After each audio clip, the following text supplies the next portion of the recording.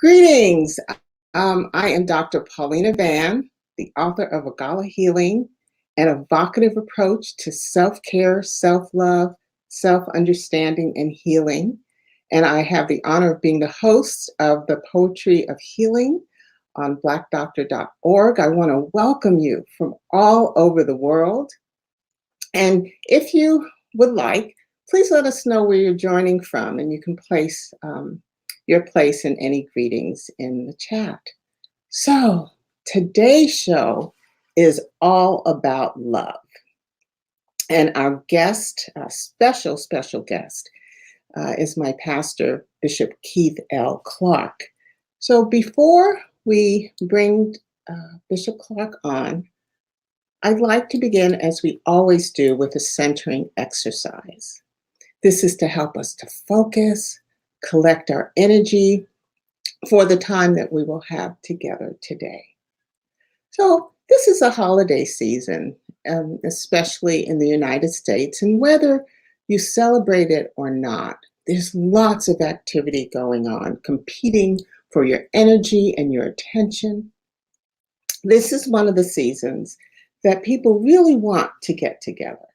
And this is, as you know, the second holiday season that it's not going to be the way it used to be.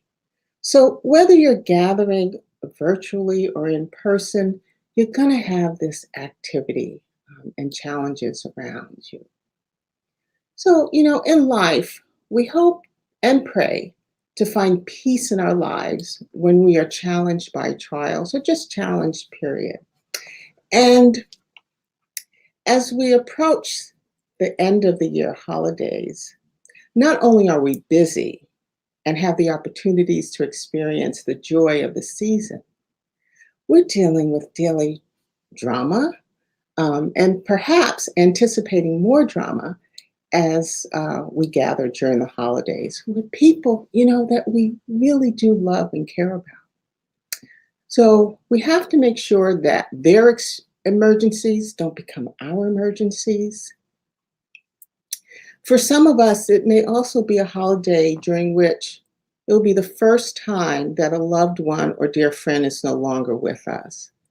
So these life experiences may bring on depleting emotions such as worry and fear, impatience, judgment. And so we got to take care of our hearts. That is where the healing and the miracles happen.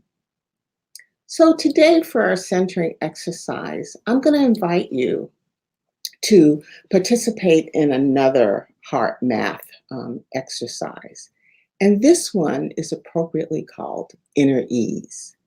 And it gives us an opportunity to pause and bring balance to our mind and emotion so that we can act consciously rather than react and repeat the same stress reactive responses. This can help us prevent and eliminate much personal stress. And as all the other practices I've taught you along the way, this is one that you can use to promote fast recovery from stressful occurrences. And you know what I say? I say it's analogous to being prayed up. So by doing this inner ease technique, you're putting reserves in the bank that you can draw upon when you need peace and ease. So we're going to begin. Again, this is a heart math practice called Inner Ease. And as always, it's an invitation. I'm going to invite you to either lower your gaze or close your eyes if it's safe to do so where you are, not driving or operating any dangerous equipment. And I'd like you to acknowledge the feelings you have right now. Any that are kind of making you feel out of sync, okay? Or maybe stressing you right now. Remember, we're practicing, so nothing too stressful. And they may generate feelings such as frustration and impatience, anxiety. Maybe you feel overloaded. Maybe you just had a disagreement with someone, and so you feel a little bit angry. Maybe you're being judgmental or being judged.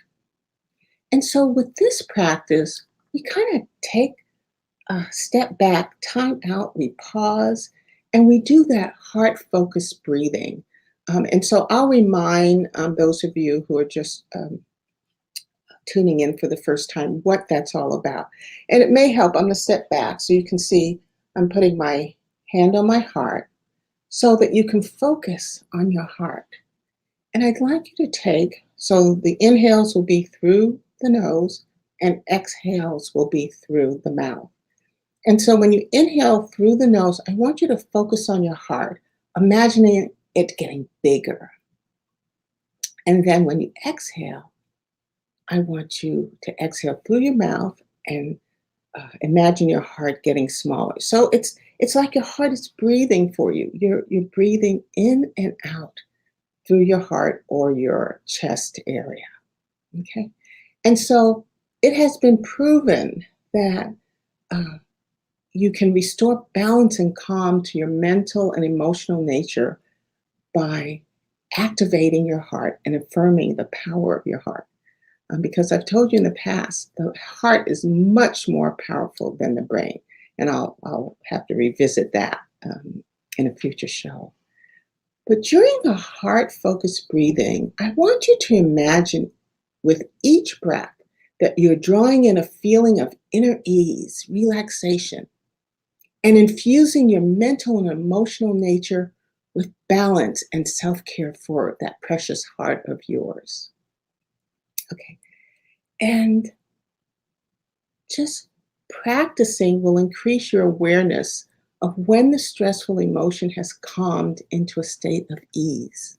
Okay. So I want you to continue doing that heart focused breathing in through your nose, big heart, out through your mouth. And you do it slowly. Okay. The mind and emotions operate on a vibrational level, slowing down the stressful vibration and helping to reestablish the cooperation and balance between the heart, the mind, and your emotions. Okay? I want you to continue to breathe slowly. When the stressful feelings have calmed, I ask you to make a heartfelt commitment that you want to anchor and maintain this state of ease as you re-engage and go about your daily interactions. So I'm going to share how I anchor. And I anchor and I say to myself, I create what I want for this situation. I'm in charge. Okay? And I'll give you an example. I send blessings to anyone who has hurt or disappointed me. Okay? So that's how I regulate this heart, mind, and emotion. Now, we're ending this practice. And to end it, I'd like you to take a deep breath and notice how your body feels. Okay, how does it feel now? Now take a deep breath and bring your awareness back to our session.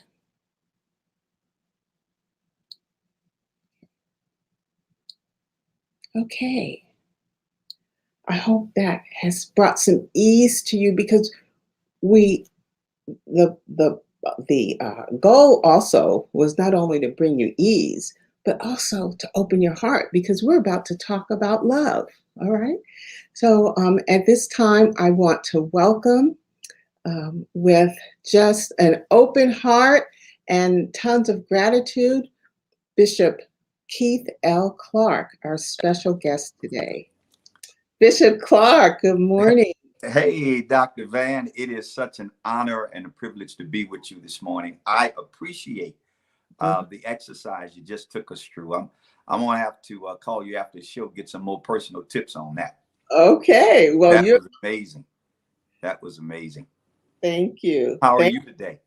Well, I'm just great. I mean, I hardly slept last night knowing that we were gonna be on the show together talking about love. So I am ready to go. So Bishop, if you wouldn't mind just sharing with the audience a little bit about the wonderful you.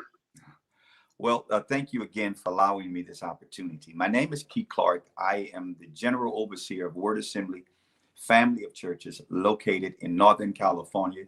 We have 3 campuses in 3 different counties, and I have been blessed to serve as the General Overseer for the last 28 years. I am a partner for life with Denise Marie Thayard Clark, and to that union, we have been blessed with 4 beautiful daughters: Kayla, Kaylin, Kelsey, and Kayla. Yes, I named them all K's, Doc. And they are beautiful. Oh, they are amazing, amazing. I'm just grateful to God for that.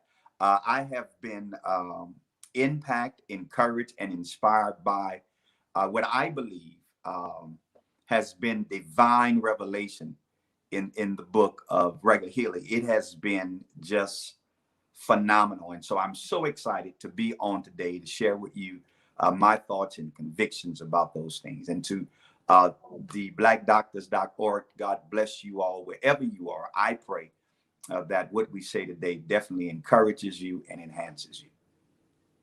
Absolutely. Well, I just want to echo the beauty of female energy in your wife and lovely daughters that surround you.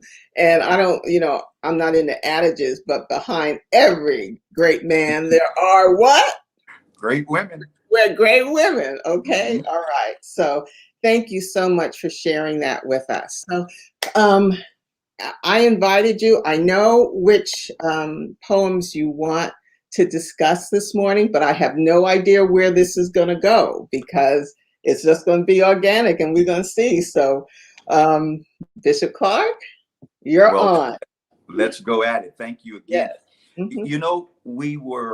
When I was reading the book, the 2 poems that were just, I don't know, I can't even find the word to describe it, that just arrested me and kind of held me hostage for a few days. And that's the one on love and choice.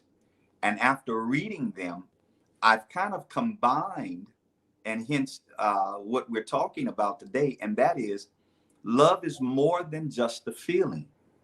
At the core of love and being love and showing love is a choice. And I want to know from you, what did you, what inspired you when this piece about love came? And then there's such difference. I don't know if it was the editor who placed the poems in the position they were in. Tell me a little bit about that, because I mean, this love as a choice and both of those pieces together are just amazing. Tell me what inspired you, what setting was going on when you came up with those. Okay. All right. This is a great question. So, just for those who don't know the history of this book, these 100 poems, and I also call them regalos, as Spanish for gifts, because they were given to me. And so I must give them to the world. I didn't sit down to create them. They were channeled, downloaded from my creator through my heart, to my fingers to this book. And it was because, or is because it's still happening. I still get daily downloads. I'm still writing. It's because I opened my heart. I became vulnerable. I started loving myself unconditionally. So the 2 that you're speaking of, Bishop Clark, I'd like to read. Oh, let me answer your other question, and that was, um, these poems appear in the book in the sequence that they came to me and Wow. unedited. Wow. So if there are any typos or grammatical errors, I left them because these were messages that God gave me, and I'm not qualified to edit His message. So I just left it the way it is. But But so, before we go to the reading, Doc, you said something that I just like to touch on, mhm. if we may, and that is what I'm hearing you saying is that there is power in being authentic. And I think at the foundation of this whole issue of healing, when we talk about all of the things you were talking about in terms of the stress stimulants and how holiday season, when we're able to be authentic, I think we qualify for healing in every aspect. And so as we delve into these pieces about love and choice, I appreciate you saying that, because so many people are hesitant to move with a vision, are hesitant to move and fulfill purpose, because they feel as though the way they are is not good enough. And what I'm excited about, Dr. Van, is I have learned from my journey in life that God works with the authentic. And so those of you all who are watching, know that you are good enough right now, with all the typos, with all of the issues. You are good up, and God can work with that. So I'm appreciative of that, Doc. Thank you so much for saying that. Well, and you are a very good example of that. You are at the first, when we had the new members, I attended the new members class with you. And I made that mention. I said, I am so glad to be in this congregation with you as a leader, because you are so authentic. There is nothing that anyone can say, Bishop Clark, because Bishop Clark will give it to you before you find it. And I really have appreciated this. And this is what's happened with this book, because each poem, it starts with abuse that I experienced in childhood, but that's the only one and that's where I had to open up. But all the remaining 99 is all about healing, and it uses my life to give these lessons about healing. And I remember an early reader said to me, "You're not going to publish this." And I said, "Why? What's the problem?" Yeah. It's so personal. Mm-hmm. And I said, "That's why I have to share it with the world." Mm-hmm. And there can be nothing. And Bishop, I'm not trying to preach now, but there can be. You see me got my Baptist rock going. But there should be nothing in our lives that we don't expose, unless it's something that's going to hurt someone, but about ourselves. Yeah. That we should be afraid, because we live freer. And you preach about that. We live freer. We live happier. We live unencumbered, so. It's amazing, Doc. And you see, and I knew this would happen when we started talking. I knew, and that's why I thank you for it again. But what you just said describes the scriptures. And regardless of what one's respective of faith is, whatever tool you've used to gain and to mature in that faith, there are individuals that you learn from who oftentimes, and we see it in the scriptures clearly, are just bare. Here Moses kills a man, and David has an act of infidelity. Abraham lies, and Peter cusses. I mean, all of these guys and women that God uses in scriptures, he uses them to help us by explaining and exposing all of their lives. And I think transparency is the language of those who are authentic. Oh yes. Oh yes. You can't live unless you're transparent, and so, and you can't love yourself unless you look at yourself. Okay. All right. And my daughter says, you want somebody to love you, you've got to be that person that you want to have in your life. So I'm gonna start with love, because this is, I was just grinning with joy when you chose this, because this has a history. Okay, so for those of you who have the book, this is on page 193, and it's entitled Love, but the letters are in big caps, okay? So, express love from day's start. Express love. It comes from the heart. Express love. It's a fruit from the spirit. Express love. There is no limit. Express love. It's more than a feeling. Express love. It creates healing. Express love. It's God's gift. Express love. It gives my spirit a lift. Express love. Do you know what it signifies? Express love.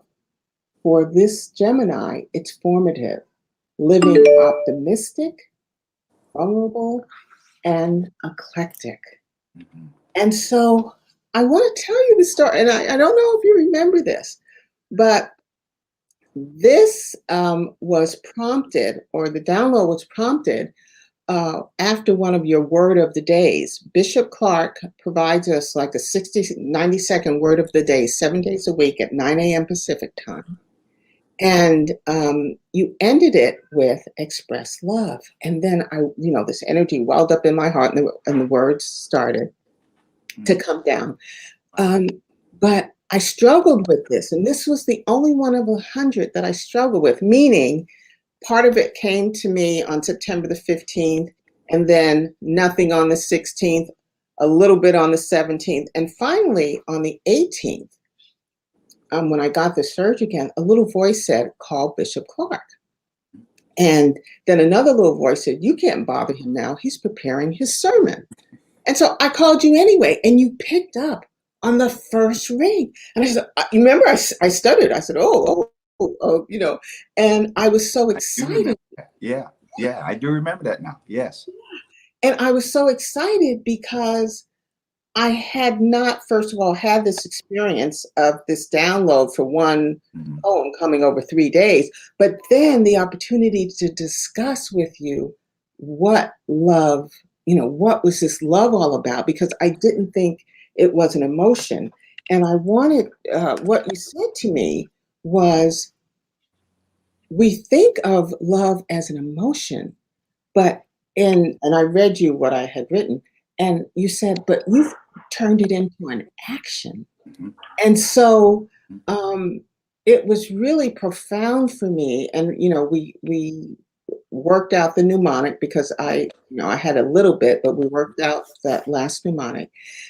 And then I do a reflective note after I write each poem. And this reflective note, I said, oh, this is the end of the book. I found out what love really meant. I am so excited. I want to shout for joy, but it's in the middle of the night. But then a little voice said, wait, just wait. And so the last poem of the book wasn't written until January 2021. So it was 4 months later. Wow. And that one also expresses love. And that's when I knew that the book was done. But the last, it just comes full circle, Bishop Clark. I hope I'm not talking too much. But no. You are. I'm listening to you, and there's so many things that are going in my mind now that I want to say, and I want to stay within the framework of what you're talking about, and I think this does, because what I just heard and what I just received from you, Dr. Van, was that happiness has to have patience attached to it. You just shared with us and the world that you were not in a rush with this, but yet you maintained your focus. Mm-hmm. You maintain your availability and openness. Mm-hmm. And then here it is, after getting the idea, putting the pieces together, writing the last poem as it came to you. I'm saying that because I've written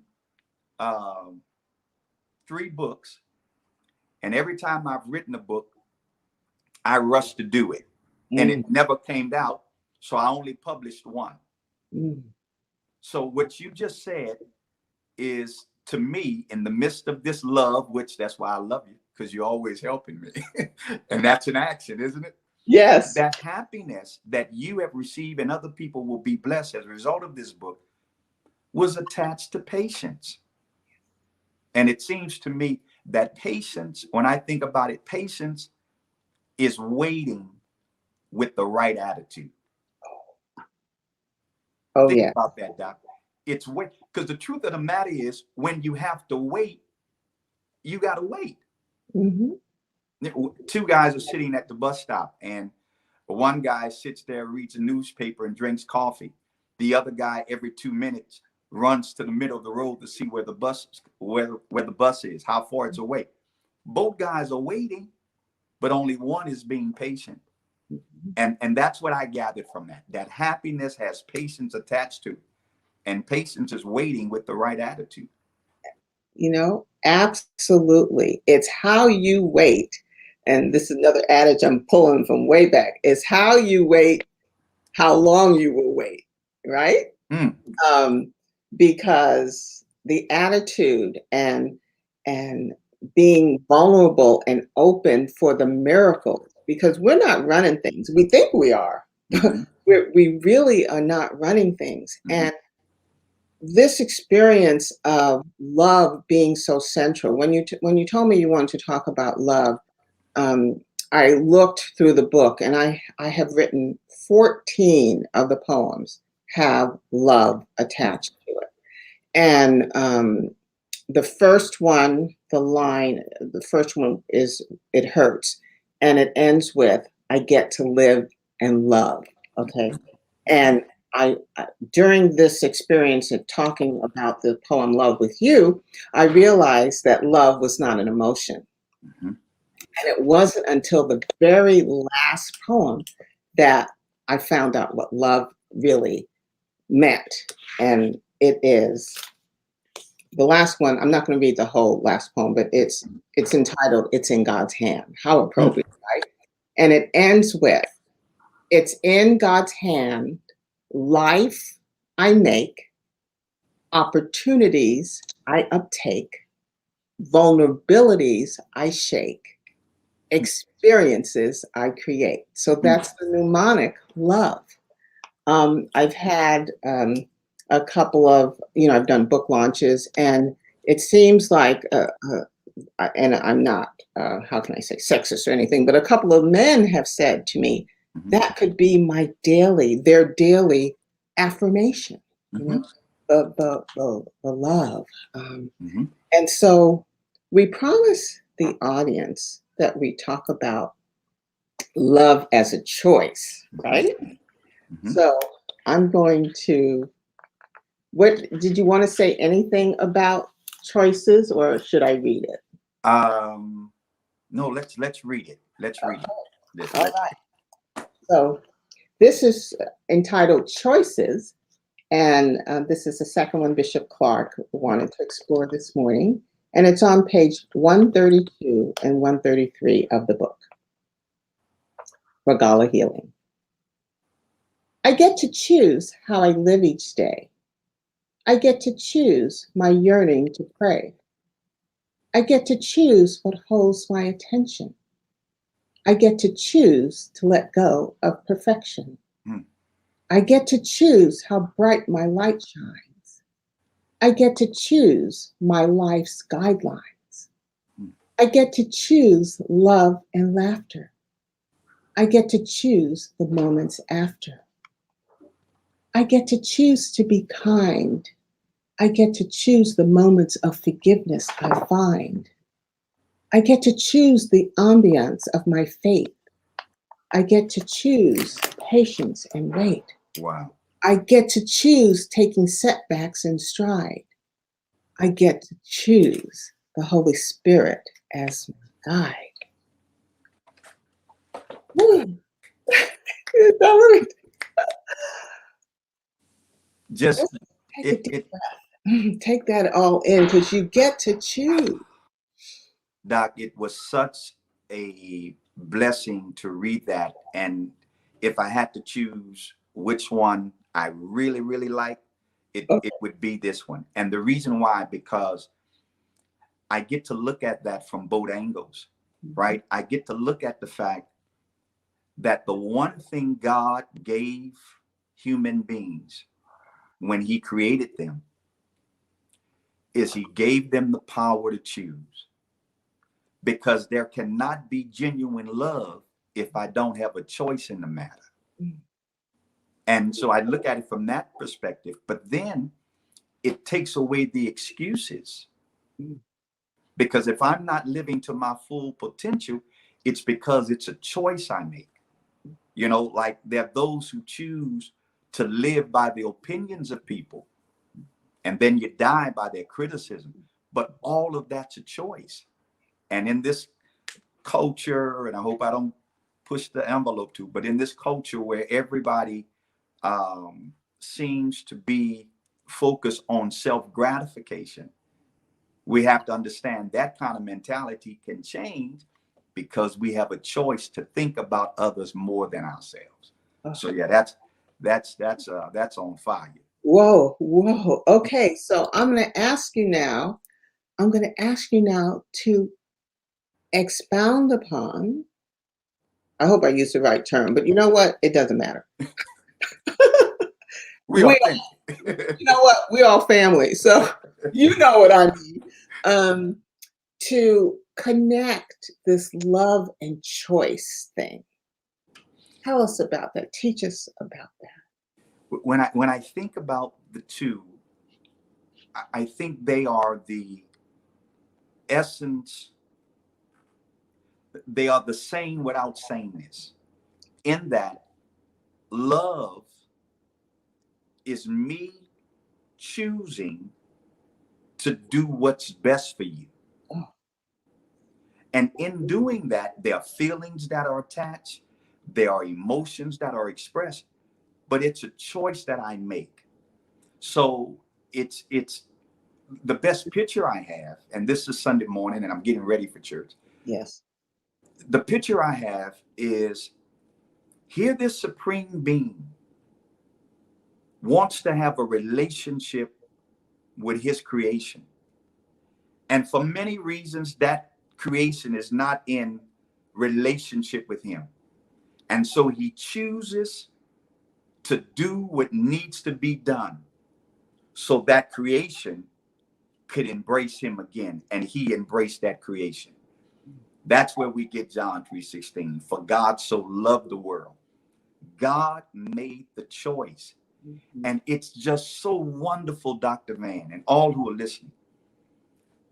Let this be something that I hope resonates in your spirit from this moment until forever. And that is to understand that you are God's choice, not his project, not his obligation, but that you are God, this being, we're his choice. He chose us. He chooses to keep us. He chooses to bless us. It's a choice. And my appreciation of that is to choose what's best for me, because what's best has already chosen me. So, see, now I didn't started preaching. Dr. Oh yes. Yeah. Oh yes. You warming up. You warming up for your service.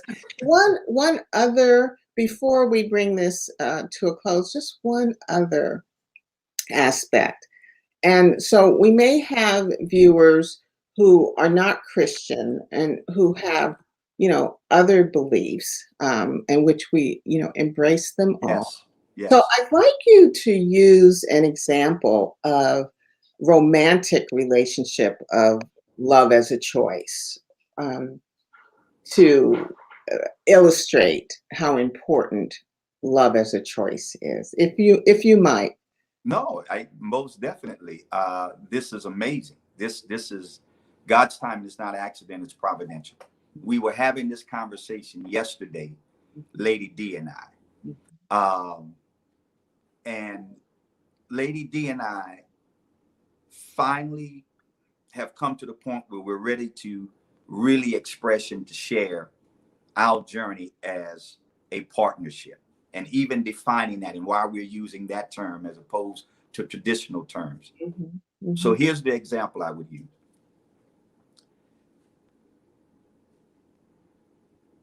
We have made a choice that come what may, we're going to do purpose together. That's a choice.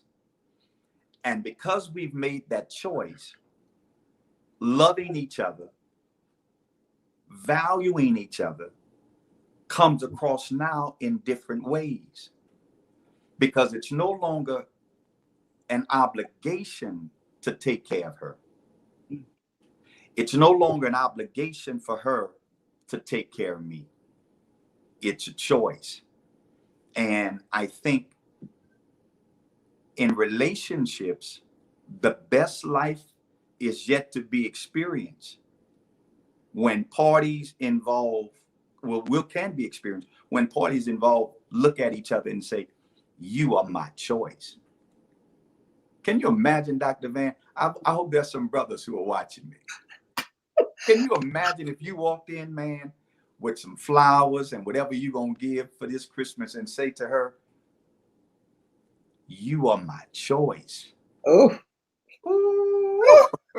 I don't even have anything to fan myself. I'm going to use a paper towel. Oh my gosh. I hope Lady D is listening. Lady D, of course, everyone is his wife, Denise Clark, and beautiful, beautiful. So thank you so much. See, Pastor, I told you, you're transparent. You share, and that's how we grow and just become better, just better. So before we close, is there any last closing words that you would like to share with our audience? I know that I just feel so honored because I know you have a service now to go and preach. And I see that you may be at home, so you got to drive. So I just appreciate you. And I want to make sure, we end so that you have good time to get to church. I am honored. Thank you so much, Dr. Paulina Van. And maybe one day I can come back and share with your audience how important prayer and lining your energy with your will and what you're convinced God has for you, how important that is. Because this sister we watching now, trust me, I don't know if she got a special relationship with God, but she sure make me feel like she know him a little closer more than other folk do. And so I'm honored, Doc, for the opportunity to come. My closing words are simple. And this is true about everybody who's watching this. Whether you're a Christian, an atheist, whether you are male, whatever, this is true about you. And hold on to this, that you are God's choice. You are whatever that being is, you are choice, which means you are alive, you are important, and you're changing. You are alive, which means you're significant. No matter what has happened, you're here, you're alive. You're a survivor, you're a thriver, you are alive, but you're important. Yes, you are. You are important. And during this holiday season, when there's so many emotions and regrets and thoughts, please remember that you are important. But not only are you important, but you're changing. And you choose, as we learned today, change for the better. Now, that's what I know. And I love Jesus because of that. So I'm just grateful to God. But those things are true. That's my words, Doc. I think that's I'm ready to preach now. I may have to skip breakfast and just go straight to preach. just preach. Oh, Bishop Clark, I just want to thank you for spending the time with us this morning. And I'm going to end our conversation the way you usually end our phone calls. And I'm going to say, I love you, Bishop. You always say, I love you, sis. And I'm going to say, I love you, Bishop. And I want our audience to feel comfortable with learning to open their heart.